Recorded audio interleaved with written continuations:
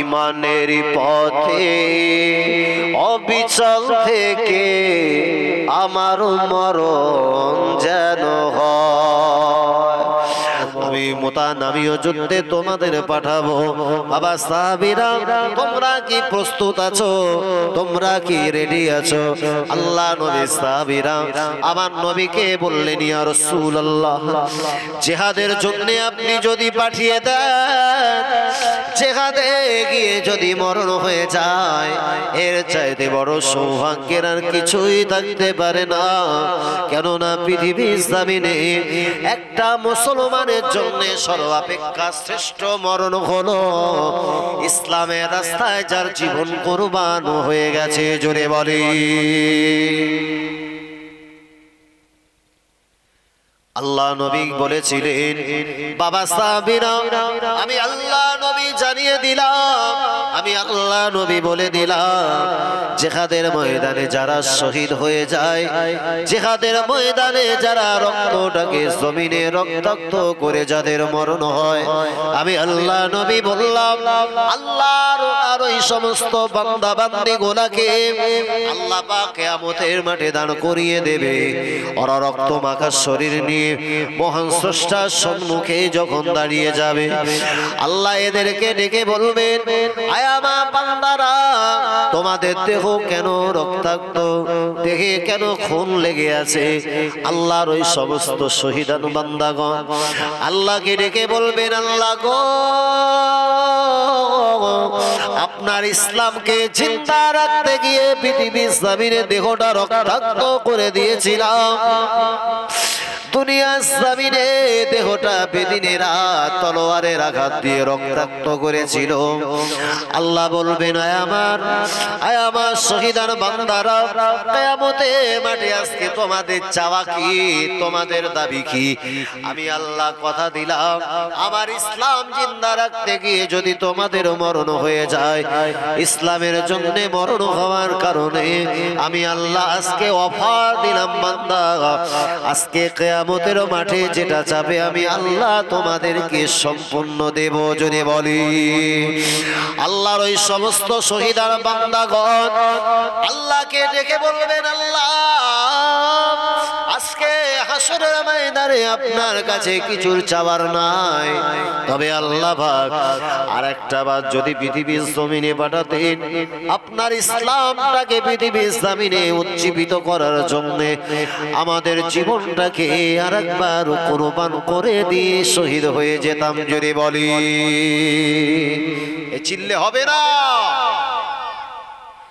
আল্লাহ পাক বান্দার কথা শুনবার পরেতে আল্লাহ ওই সবাই আল্লাহ শহীদান বান্দা গুলাকে ডেকে বলবেন, আয় আমার বান্দা বান্দিরা, আর তোমার জীবন শহীদান বরণ করতে হবে না। আমি আল্লাহ তোমার জীবন উৎসর্গ করার প্রতি খুশি হয়ে রাজি হয়ে আমি আল্লাহ তাআলা ঘোষণা দিলাম, আজকে আমি আল্লাহ তোমার জন্য বান্দা সাতটা জান্নাতের দরওয়াজা বান্দা তোমার জন্য উন্মুক্ত করে দিলাম। যেটা দিয়ে ইচ্ছা সেটা দিয়ে তুমি আমার দয়া জান্নাতের ভিতরে প্রবেশ করো। একবার জোরে বলুন সুবহানাল্লাহ। আল্লাহর ওই সমস্ত বান্দা বান্দীরা আল্লাহর ওই সমস্ত বান্দা বান্দীদেরকে নিয়ে আমার নবী মুতাররণ প্রান্তরে যাওয়ার আগে নবী সাহাবীদেরকে ডেকে আমার নবী সাহাবীদেরকে বললেন, আয় আমার সাহাবীরা, আজকে আমি আল্লাহর নবী তোমাদের জিহাদে ময়দানে পাঠাবো। বাবা তোমরা কি রেডি আছো? নাম ইয়া রাসূলুল্লাহ। হ্যাঁ হ্যাঁ ইয়া রাসূলুল্লাহ। জিহাদের ময়দানে গিয়ে যদি শহীদ হয়ে যায়, এর চাইতে বড় পাওনা দুনিয়া জমিনে কিছুই থাকতে পারে না। ওই দিনেতে আল্লাহ নবী নিজের আপন পালিত পুত্র নাম হলো তার সাঈদ রাদিয়াল্লাহু আনহুকে ডেকে বললেন, বাবা সাঈদ। উনি দাঁড়িয়ে গেল, লাব্বাইকা ইয়া সাদাইকা ইয়া রাসূলুল্লাহ, হুজুর আমি আপনার সম্মুখে হাজির। আল্লাহ নবী বললেন, বাবা সাঈদ, আমি আল্লাহ নবী যদি আজকে মুতার প্রান্তরে তোমাকে প্রথম সেনাপতি নির্বাচন করি, বাবা তুমি কি প্রথম সেনাপতি হবে? হাসান সাঈদ দাঁড়িয়ে গিয়ে আল্লাহর নবীর সম্মুখে দাঁড়িয়ে রাসূলুল্লাহ, আজকে যদি আপনি এতগুলা সাহাবীর ভিতর থেকে আপনি যদি আমার নামটা আজকে সেনাপতি হিসাবে পছন্দ করেন, আমি জাহিদ, আমার চাইতে পৃথিবীর জমিনে বড় সৌভাগ্যবান আর কেউ হতে পারে না। একবার জোরে বলুন সুবহানাল্লাহ। এই সেনাপতি যে হবে তার উপরে যুদ্ধের পরিবেশ। ও বাবা জাফর বিন আবি তালিব, ও আমার আপন চাচাতো ভাই জাফর বিন আবি তালিব, তুমি কি এখানে হাজির আছো? হাজরত জাফর দাঁড়িয়ে গেল, হ্যাঁ ইয়া রাসূলুল্লাহ। আল্লাহ নবী বললেন, বাবা জাফর, আমি আল্লাহ নবী আজকে যদি মুতাবান্তরে তোমাকে সেনাপতি নির্বাচন করি, তুমি কি সেনাপতি হবে? হাজরত জাফর বিন আবি তালিব রাদিয়াল্লাহু আনহু মুচকি হাসি দিয়ে নবীকে বললেন, ইয়া রাসূলুল্লাহ, আপনি যদি আমাকে সেনাপতি করেন, আমার চাইতে বড় সৌভাগ্যবান কেউ থাকতে পারে না। আল্লাহ নবী বললেন, বাবা, ও বাবা আব্দুল্লাহ বিন রাওহা, তুমি কি রেডি আছো? ওরিও দাঁড়িয়ে গেল, তিনজন সাহাবা দাঁড়িয়ে গেছে। আল্লাহ নবী বললেন, তোমাদের তিনজনকে আমি নবী সেনাপতি নির্বাচন করে দিলাম। আল্লাহ নবী সাহাবীদের বুঝতে বাকি রইল না। নবী অন্যান্য যুদ্ধে যখন পাঠিয়েছে, সমস্ত যুদ্ধে আল্লাহ নবী যদি সেনাপতি চয়ন করে, সেনাপতি সিলেক্ট করে, সেনাপতির সংখ্যা হয় শুধুমাত্র একজন। আজকের এই জিহাদের ময়দানে নবী যদি তিনজনকে সেনাপতি করে, এই তিনজন পৃথিবীর জমিনে আর বোধহয় বাঁচবে না।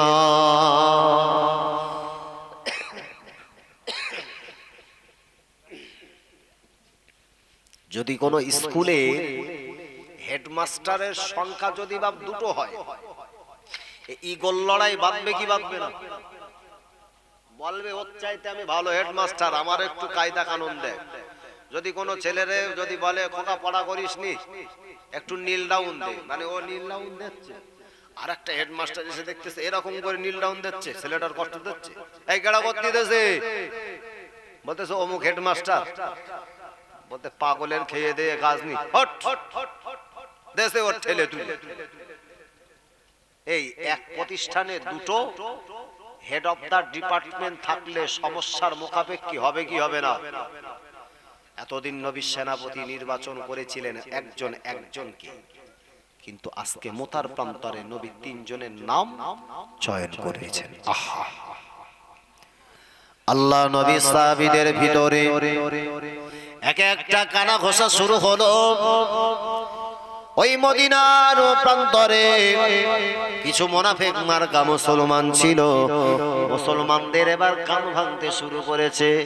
ও বাবা, ও বাবা, ও বাবা আব্দুল্লাহ বিন রাওহা, ও বাবা জাফর বিন আবি তালিব, ও বাবা যায়েদ, যেও না জিহাদের ময়দানে গেলে তোমাদের মরণ হবে নির্বাচন, তোমাদের মরণ হবে অনিবার্য। কেন না?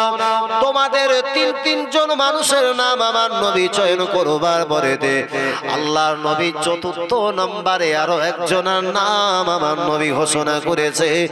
ওনার নাম হলো হযরতে খালিদ বিন ওয়ালিদ রাদিয়াল্লাহু আনহু।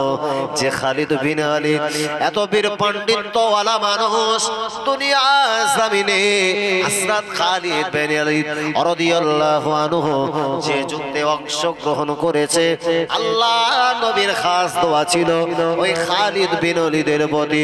ওই যে যুদ্ধে খালিদ বিন ওয়ালিদ দাঁড়িয়ে গেছে, আল্লাহ পাক খালিদ বিন ওয়ালিদের হাতেতে ইসলামের বিজয় ঝান্ডা উড়িয়ে দিয়ে মুসলমানদেরকে সেই যুদ্ধে আমার আল্লাহ জয়লাভ করে পাঠিয়েছে। জোরে বলি। এখন চারজন নাম সিলেক্ট হলো, তিনজনের মরণ হবে অনিবার্য। এখন আমি যদি জানি এখান থেকে যদি নন্দকুমার বা এখান থেকে হলদিয়া গেট এখানে গেলে যদি আমার মরণ অনিবার্য মনে হয়, এই মরণের রিস্ক লোবা হাত তোলা একদম বলে মাতাল হলে কি হবে, তাহলে ঠিক আছে, বলে নিজে বেঁচে আগে বাপের নাম আছে না নাই? বিশ্বনবী ওই দিনেতে তিনজন সাহাবার নাম চয়েস করবা বলে দে। আল্লাহ নবী সাহাবীদের ভিতর থেকে আমার নবী বললেন, ও বাবা সাইদ কোথায় আছো? হাসনাত সাইদ দাঁড়িয়ে বিশ্ব নবীকে বললেন, ইয়া রাসূলুল্লাহ আমি আপনার সম্মুখে দাঁড়িয়ে। আল্লাহ নবী বললেন, বাবা সাইদ একটা বার তুমি বাড়িতে চলে গিয়ে আপন মানুষদের সঙ্গে দেখা করে এসো। সাইদ টুকরে কেঁদে ফেললেন। আল্লাহ নবীকে বলেন, ইয়া রাসূলুল্লাহ কোথায় পাঠাবেন আমাকে? পৃথিবীর জমিনে আমার বাপ থাকতে পারে, মা থাকতে পারে, কিন্তু আমার জীবনের চাইতে যে নবীকে ভালোবেসেছি ওই নবী যখন আমার নাম পছন্দ করেছে, নবীকে দুনয়ন ভরে জীবনের আখিরি দেখা যেটা সৌভাগ্য জুটেছে, এর চাইতে বড় পাওনার কিছুই থাকতে পারে না। একবার জোরে বলুন সুবহানাল্লাহ। আল্লাহ নবী সাহাবী হযরতে জাফর বিন আবী তালিব, যিনি ছিলেন আমার নবী বিশ্ব নবীর আপন চাচাতো ভাই। আল্লাহ নবী বিশ্ব নবী বললেন, বাবা জাফর বিন আবী তালিব আমি নবী শুনলাম তুমি নাকি আজকে বিবাহ করেছো, তুমি নাকি নববিবাহিত। ও বাবা জাফর বিন আবী তালিব বাড়িতে চলে যাও, একটা বারের জন্য নববিবাহিতা বিবিটার সঙ্গে জীবনের আখিরি দেখা করে এসো। হযরত জাফর বিন আবী তালিব দাঁড়িয়ে গেলেন, হায় ইয়া রাসূলুল্লাহ একটা বার জীবনের আখিরি দেখা আমি করে আসি। ছুটতে শুরু করেছে হযরত জাফর বিন আবী তালিব, ছুটে ছুটে ঘরের দরওয়াজার গোড়ায় দাঁড়িয়ে গেল। বাইরে থেকে বিবির নামখানা ধরে ডাকতে শুরু করেছে, বিবিরে একটা বার ঘরের থেকে বেরিয়ে এসো। স্বামী গো কেন আপনি বাইরে থেকে ডাক দেন? আপনি কি ঘরে আসবেন না? আপনি ঘরে না গেলে আমি আপনার সঙ্গে কিভাবে আপনার ভালোবাসা তৈরি করব? আল্লাহ নবী সাহাবা হযরত জাফর বিন আবী তালিব কেঁদে ফেললেন। বিবিকে ডেকে বললেন, বিবি রে আমার নবী আমাকে আজকে যুদ্ধের ময়দানে সেনাপতি নির্বাচন করেছে। আমি জাফর বিন আবী তালিব আমি যদি বাড়িতে গিয়ে যদি তোমার সঙ্গে ভালোবাসা করতে গিয়ে দেরি করে ফেলি, বিশ্ব নবী রহমাতুল লিল আলামিন নবীর আদেশের অমান্য হবে। ও বিবি বাইরে বেরিয়ে এসো, জিহাদের ময়দানে যাব। বিবি হাউ হাউ করে কাঁদতে লেগেছে। বাবাজি জিহাদের ময়দান তো আর ফুলসজ্জার ঘর হতে পারে না। জিহাদের ময়দান মানে যেখানে 70 বক্ষ দেহকে উদ্দেশ্য করে তরোয়ার ছুড়বে। বিবি বললেন, স্বামী গো এমন কথা বলবেন না, আপনি আমার ছেড়ে যেতে পারেন না। আপনি যদি আমাকে ছেড়ে চলে যান পৃথিবীর জমিনে আমি আর কাকে স্বামী বলে মেনে নেব? স্বামী এমন কথা বলেন না। হযরত জাফর বিন আবী তালিব রাদিয়াল্লাহু আনহু হাতে ছিল একটা লাঙ্গা তলোয়ার। ওই লাঙ্গা তলোয়ারের উল্টা পিঠ যে পিঠে ধার থাকে না, ওই উল্টা পিঠ দিয়ে একটা মৃদু আঘাত করে স্ত্রীকে বললেন, বিবি রে আর আমাকে দেরি করতে বলো না, জিহাদের ময়দান যেন আমাকে ডাকছে। আমি জাফর বিন আবী তালিব আল্লাহর দ্বীন দুনিয়ার জমিনে কায়েম করার জন্য আমি জাফর বিন আবী তালিব আমার নাকের ভিতরে জান্নাতের সুঘ্রাণ পাচ্ছি। একবার জোরে বলুন সুবহানাল্লাহ। আল্লাহ নবী সাহাবা জাফর বিন আবী তালিব রাদিয়াল্লাহু আনহু কথাটা শুনবা পরে ঈমানের বলে বলিয়ান হয়ে গিয়ে বিবি পরিষ্কার বলল, স্বামী গো বাধা আপনাকে দেব না, চলে যান। তবে যদি আপনার মরণ হয় আমি পৃথিবীর জমিনে আর কাউকে স্বামী বলে মেনে নেব না। কেননা যদি আপনার এই দাম্পত্য জীবনে আমার মরণ হয়ে যায়, কিয়ামতের দিন মুসিবতের দিনে আল্লাহ আপনাকে একজন শহীদান বান্দা করে তুলবেন, আর আমি ওই কিয়ামতের মাঠে শহীদানের বিবি হয়ে শহীদানের বিবির মর্যাদাতে আল্লাহ কিয়ামতের মাঠে আমাকে তুলবেন। জোরে বলি জাফর বিন আবি তালিব আল্লাহর নবীর কাছে চলে গেল। আল্লাহর নবী বিশ্ব নবী রহমাতুল লিল আলামিন নবী হুজুরের কাছে চলে গেল। 3 নাম্বার নাম হযরত আব্দুল্লাহ বিন রাওয়াহা।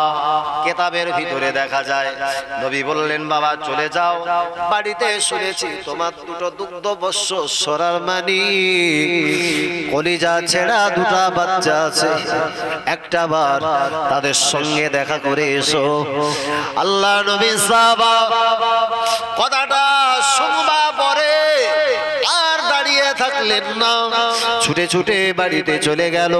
বাইরে দেখে বিবিকে ডাক দিলেন, বিবি রে একটা বারের জন্য বাইরে বেরিয়ে এসো।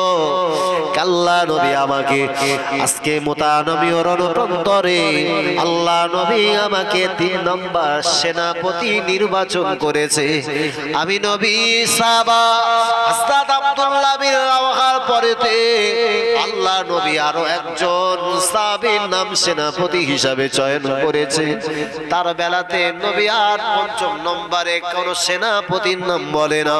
এর অর্থ হলো হযরত খালিদ বিন ওয়ালিদ পর্যন্ত বোধহয় স্টপ হয়ে যাবে, জিহাদের ময়দানে বোধহয় শহীদ হওয়া এটা আমার জন্য অনিবার্য হয়ে গেল।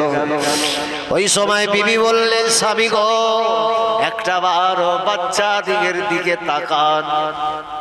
বাচ্চা গোলা সাবান দিয়ে তোমাকে আব্বা আব্বা আব্বা বলে ডাকতে থাকে।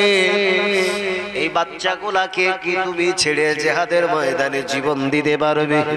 ওই সময় হযরতে আব্দুল্লাহ বিন রাওয়াহা পরিষ্কার বললেন, বিবি রে আল্লাহর নবীর জবানে উল্লেখিত একটা হাদিস রয়েছে, লা ইউমিনু আহাদুকুম হাত্তা আকুনা হাব্বা ইলাইহি মিন ওয়ালিদিহি ওয়া ওয়ালাদিহি ওয়ান নাসি আজমাইন।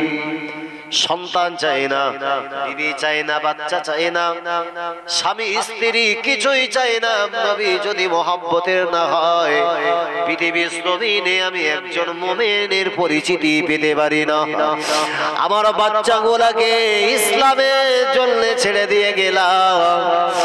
আল্লাহ পাক পৃথিবী জমিনে এদেরকে যখন দুনিয়া জমিনে আল্লাহ এদেরকে সৃষ্টি করেছেন, এদের জান মাল রক্ষণাবেক্ষণে দেখে জীবিকার জন্য আমার স্রষ্টা মহান আল্লাহ তিনি নিজেই যথেষ্ট।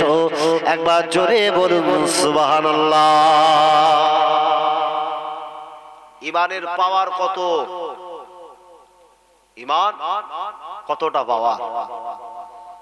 ঈমানের পথে অবিচল থেকে আমার মরণ যেন হয়। ঈমানের পথে অবিচল থেকে আমার মরণ যেন হয়। এইটুকু মিনতি মালিক তোমার রহিম রহমান। ঈমানের পথে অবিচল থেকে আমার মরণ যেন হয়। আল্লাহ নবী সাহাবী আব্দুল্লাহ বিন রাওয়াহা ওই সময় বিবির কাছ থেকে বিদায় নিলেন। বাচ্চাগুলাকে ডেকে একটা বার জীবনের আখিরি চুমা দিলেন পাসিনা কপালে। বাচ্চাগুলার মাথাতে আব্বাজান জীবনের মতো শেষ হাতটাকে বুলিয়ে আব্বা জনম জনমের মতো বিদায় নিয়েছে। আব্বা ছুটতে শুরু করলেন জিহাদের ময়দানে। পিছন থেকে কাতারে দুটো বাচ্চা যেন পিছন থেকে আব্বা জানকে উদ্দেশ্য করে আব্বা আব্বা বলে ডাকতে শুরু করেছে। বাচ্চাগুলা মায়াবী আওয়াজ, বাচ্চাগুলার কান্না জড়িত আওয়াজ আব্দুল্লাহ বিন রাওয়াহার কানে চলে গেল। আব্দুল্লাহ বিন রাওয়াহা তথাপিও পিছনে তাকিয়ে দেখেন না, পিছনের দিকে একটা বারের জন্যও দেখায় না। কেন না? বাচ্চার চোখের কান্না পৃথিবীর জমিনের কোন বাপ এবং মা সহ্য করতে পারে না। ওই বাচ্চার চোখের পানি মুছিয়ে দেওয়ার জন্য আবরণ প্রচেষ্টা করে রাতে দিনে বাপ এত পরিশ্রম করে, মা এতটা কষ্ট সহ্য করে বাচ্চার চোখের পানি মুছিয়ে দেওয়ার জন্য বাপ মায়ের অনবদ্য অবদান। আমার ভাইয়েরা লক্ষ্য করে দেখা যায় চোখের দিকে না তাকিয়ে পিছনের দিকে না তাকিয়ে তিনি রাস্তা চলতে শুরু করলেন, জিহাদের ময়দানে গেল। এদিকে মুসলিম সৈন্য সংখ্যা মাত্র 3000 আর রোমান খ্রিস্টান সংখ্যা কিতাবের ভিতরে পরিসংখ্যান দিয়েছে ওদের সংখ্যা হলো 1 লক্ষ। এই 3000 লোক যদি 1 লক্ষ মানুষের সঙ্গে যুদ্ধ করে, ও তো মুহূর্তের মধ্যে ফিনিশ হয়ে যাবে। আহা, আমার নবীর নির্দেশ মতো ইসলামের ঝান্ডা সেনাপতি নির্ধারণ করলেন, হাতে ধারণ করেছেন নবীর পালিত পুত্র হযরতে যায়েদ রাদিয়াল্লাহু আনহু। বীরবিক্রমে তিনি যুদ্ধ পরিচালনা করে। লক্ষ্য করে দেখা যায় নবীর সাহাবী হযরতে যায়েদ রাদিয়াল্লাহু আনহু, যে ছেলেটাকে আমার নবী হাতে করে লালন পালন করে বড় করে তুলেছে, ওই বাচ্চাটাকে সেনাপতি নির্বাচন করে দিয়ে পৃথিবীর জমিনে মুহাম্মদ সাল্লাল্লাহু আলাইহি ওয়াসাল্লাম পৃথিবীর জমিনে মানুষকে শিক্ষা দিয়ে গেছে ইসলাম প্রতিষ্ঠা করার জন্য। যখন জীবনের প্রয়োজন হয়েছে আমি পৃথিবীর জমিনের এমন একজন নেতা, অন্য কোন ছেলেকে আগে না দিয়ে পরিবারের মানুষগুলোকে আগে দিয়েছি। দুনিয়ার জমিনে বর্তমান সময়ের নেতা আর প্রিয় নবীর নেতৃত্ব হলো এতটাই ব্যবধানের পরিচিতি বহন করে। আমার ভাইয়েরা লক্ষ্য করে দেখা যায় হযরত যায়েদ রাদিয়াল্লাহু আনহু যুদ্ধ করে। যুদ্ধ করতে করতে দেহটা বেদিনেরা যেন রক্তাক্ত করে দিয়েছে, দাঁড়িয়ে থাকতে পারে না, জমিনের উপরে চুনি লটকে পড়েছে। আল্লাহ নবী সাহাবী হযরতে যায়েদের হাত থেকে ইসলামের ঝান্ডা পড়ে যাবে। আল্লাহর নবী বিশ্ব নবীর ভবিষ্যৎ অনুযায়ী দ্বিতীয় নাম্বার নবী যার নাম খানা পছন্দ করেছিলেন, নাম হলো তার হযরত জাফর বিন আবি তালিব। ওই যুদ্ধের ময়দানে সেনাপতিত্বের জায়গা নিয়ে ইসলামের বিজয় ঝান্ডাটা নিজে হাতে ধারণ করেছে। যায়েদ পৃথিবীর জমিন থেকে ওফাত হলো, ইন্তেকাল বরণ করলেন, শাহাদাত বরণ করলেন। আর দ্বিতীয় নম্বরে হযরতে জাফর বিন আবি তালিব জিহাদ করতে লেগেছে। লক্ষ্য করে দেখা যায় হুজুরের দেহকে উদ্দেশ্য করে বেদিনেরা এত নিষ্ঠুরতার পরিচয় দিয়েছিল, কিতাবের ভিতরে এমন ভাবে বিবরণ দিয়ে হয়েছে। হযরত জাফর বিন আবি তালিব রাদিয়াল্লাহু আনহু হাতটাকে উদ্দেশ্য করে বেদিনেরা যখন তলোয়ার দিয়ে আঘাত করেছে, আল্লাহর নবী সাহাবী হযরত জাফর বিন আবি তালিব রাদিয়াল্লাহু আনহু ডান হাতটা কেটে পড়ে যাবার মতো হুজুরের হাতটা তখনও চামড়ার সঙ্গে ঝুলছে। এদিকে বাম হাতে আল্লাহ নবী সাহাবী হযরত জাফর বিন আবি তালিব তলোয়ার ধারণ করেছে, আর নিজেরও কালেতে ওই ইসলামের বিজয় ঝান্ডাটাকে তিনি ধারণ করে রয়েছে।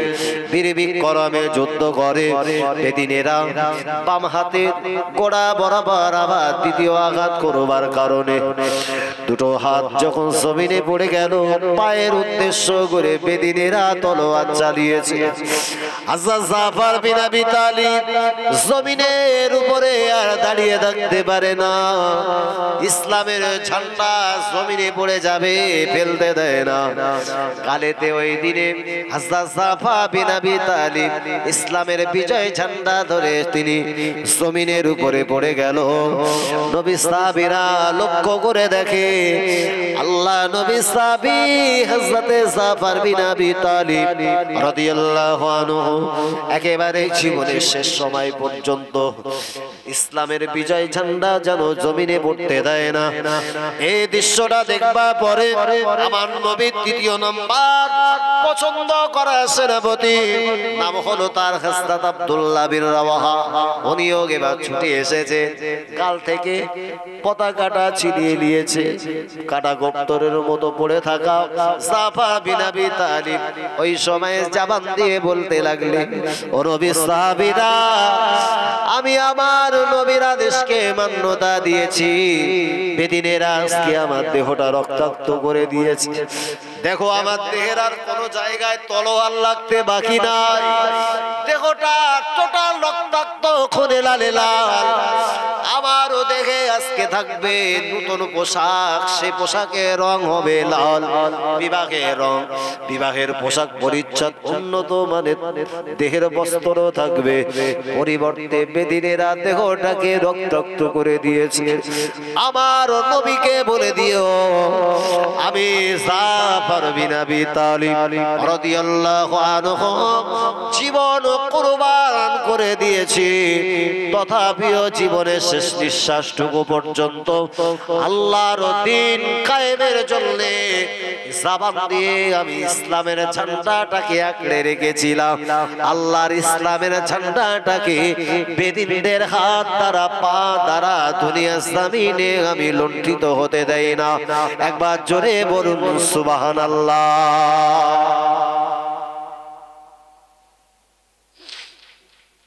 আল্লাহ নবী সাহাবী হযরত জাফর বিন আবি তালিব রাদিয়াল্লাহু আনহুর পরে আব্দুল্লাহ বিন রাওয়াহা ইসলামের বিজয় ঝান্ডা তিনি নিয়ে যুদ্ধ করতে করতে তিনি শহীদ হলেন।